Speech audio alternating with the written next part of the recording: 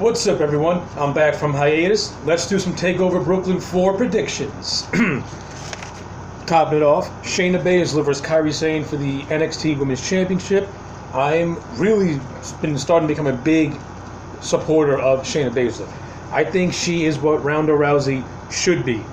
And Ronda Rousey is slowly starting to grow on me, but I think Baszler is 10 times better than Rousey. And right now, to me, Baszler is the anchor of the entire NXT Women's division. She's like a female Ken Shamrock. She's a female Ken Shamrock, and she just presents herself as this cool badass heel.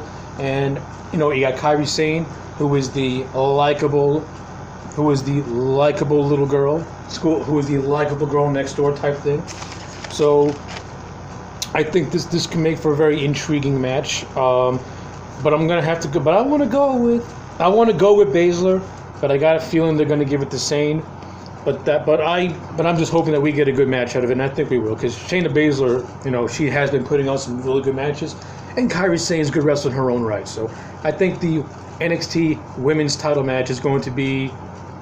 I'm going to say it's going to be the dark horse match of the night. I think this match can deliver. Adam Cole versus Ricochet for the NXT North American title. Adam Cole's been the champion since New Orleans, and I think it's time to get the strap on Ricochet. I think the time is right. I think the mid card needs to have a babyface champ and needs to have a mid card babyface champion. And I think it's time to move Adam Cole up to the NXT title division. I think there's nothing really left he can do with that North American title now.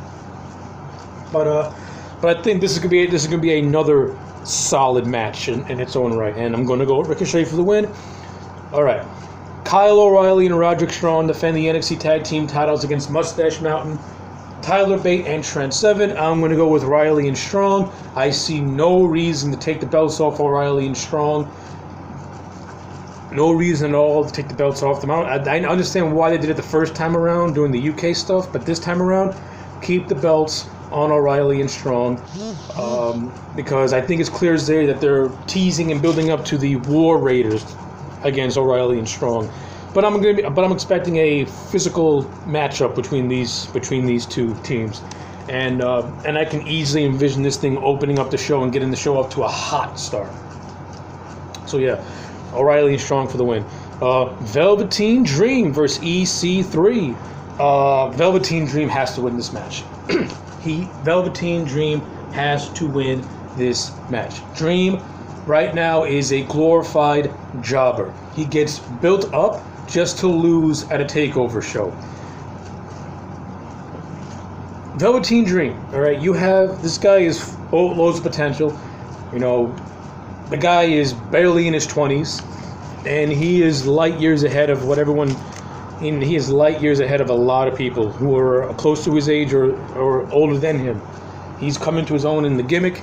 He pretty much is the gimmick now. And the guy can go in the ring. EC3, we all know his credentials and all that stuff.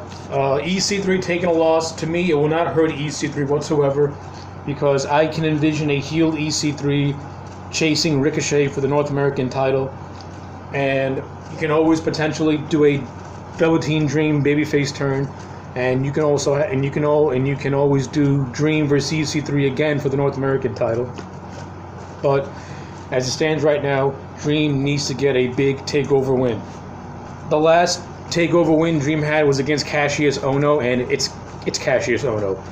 A win over Cassius Ohno is not impressive at all. But a win over EC3, that will be impressive. So, Dream for the win, it has to happen. Main event, Tommaso Ciampa versus Johnny Gargano. This was supposed to be a three-way match. Aleister Black got injured.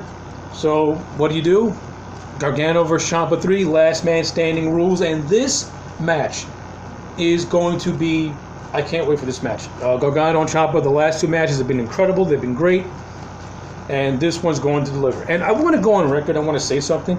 A lot of people have been starting to get tired of Ciampa and Gargano. They're saying, they've main evented too many shows. The feud's getting played out. Yet these are the same motherfuckers who last year were sucking the cock of Okada and Omega. You fucking hypocrites astound me so much. If it does not happen in New Japan, it's garbage. But when WWE, I don't give a fuck what you say. NXT is a part of the WWE, it's WWE. When WWE is doing it and doing it better and doing it right and has a more intriguing storyline to it, you immediately say, oh man, they wrestled twice already, can we get it over with? But if it's Okada and Omega in New Japan last year, you guys are sucking the schlong of those two fucks. So fuck you. Your opinion don't mean shit to me. Ciampa and Gargano 3. So far, Ciampa and Gargano to me have exceeded all four of those Omega Okada matches. Better storytelling, better work ethic. They're actually telling a story in their matches. The matches seem more physical than those matches because there's actual story here. There is a story between Gargano and Ciampa. This is a blood feud. This is a war between two people who are close as brothers, thick as thieves. Now they want to kill each other. Okada and Omega, they're just killing each other and doing high spots for what? To be a champion? This storyline over here is better. Want to know why it's better? It has more layers, it has more elements. Now, Ciampa, not only has he crushed Gargano's spirit, he has what Gargano wants, and that's the NXT Championship. Now Gargano is hungrier than ever to want to kick Ciampa's ass and end this thing once and for all. Who will be the last man standing? Nobody. This match has to end in a draw. There's so much more you can do with Tommaso Ciampa as the NXT champion. And the whole concept of Ciampa is NXT, this thing needs to get stretched out till WrestleMania. You have an out here. This match is your out to have a draw and to let the thing simmer some more. Build up Johnny some more as that underdog babyface. That when WrestleMania weekend comes and Johnny finally gets that third decisive win and becomes champion, it'll mean all the better. So yes, this match to me has to end in the draw. I can't see a clear-cut winner. I don't want a clear-cut winner. I don't want Ciampa to win by a second. I want both men to knock each other silly to the point where neither one of them can get up. Anyway, those are my predictions for TakeOver Brooklyn 4. Let me know yours in the comment section below.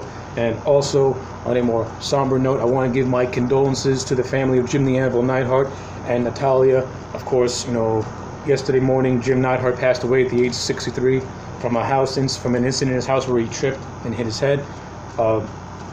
Jim Neidhart, of course, was also in the early stages of Alzheimer's disease, and that's just not a way to go. And at 63 years old, that is way too young to have any symptoms for Alzheimer's. So thoughts and prayers go out to Jim the Anvil Neidhart. The Hart Foundation was one of the best teams in wrestling history. Great matches against the likes of, the British Bulldogs, the Rougeau brothers, so on and so forth. He'll be truly missed. And last night, the WWE, to me, I thought did a very classy tribute to Neidhart and his legacy. And kudos to them for also not overexploiting his death with Ronda Rousey at the top of the show. I like how they handled it. WWE finally learned from the mistakes that it's not cool to exploit the death, especially when the body's not even cold in the grave.